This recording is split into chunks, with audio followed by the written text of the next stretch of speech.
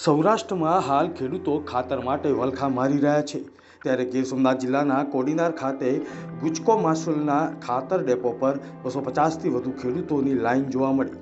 પુરુષો સાથે હવે તો મહિલાઓ પણ ઘરકામ છોડીને ખાતર માટે લાઈનમાં ઊભા રહેવા મજબૂર બની છે।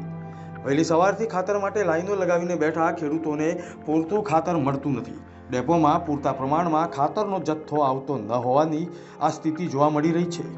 સરકાર પૂરતા પ્રમાણમાં સત્વરે ખાતર ફાળવે તેવી ઉગ્ર માંગ ઉઠી છે। ખાતરની અછતથી ખેડૂતો ખૂબ જ પરેશાન છે। ગીર સોમનાથમાં વહેલી સવારથી જ ખેડૂતોની લાંબી લાઈન જોવા મળી રહી છે, પરંતુ જોઈએ તેટલું ખાતર નથી મળી રહ્યું। ખેડૂતોની ચિંતા વધી ગઈ છે। હાલ ઘઉં સહિતના પાક માટે ખાતર ખૂબ જ જરૂરી છે, ત્યારે ખાતર ન મળતા ધરતીપુત્રોની મુશ્કેલી વધી છે। ખાતરની અછતથી ખેડૂતો ખૂબ જ પરેશાન છે।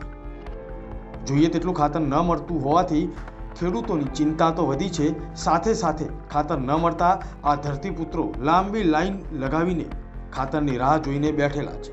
કડકડતી ઠંડી વચ્ચે ખેડૂતો ખાતર માટે લાંબી લાઈનમાં ઊભા રહી જાય છે, છતાં પૂરતું ખાતર મળી નથી રહ્યું।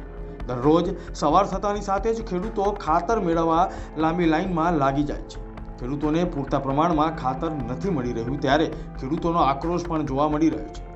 યુરિયા ખાતર મેળવવા ખેડૂતો ગીર ગઢડાના ખાતર ડેપો પર સવારે 5 વાગ્યાથી ઉમટી પડતા હોય તેવા દ્રશ્યો પણ વારંવાર સામે આવી રહ્યા છે।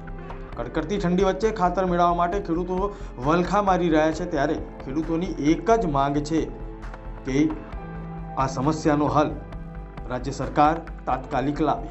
બ્યુરો રિપોર્ટ, મુંબઈ સમાચાર।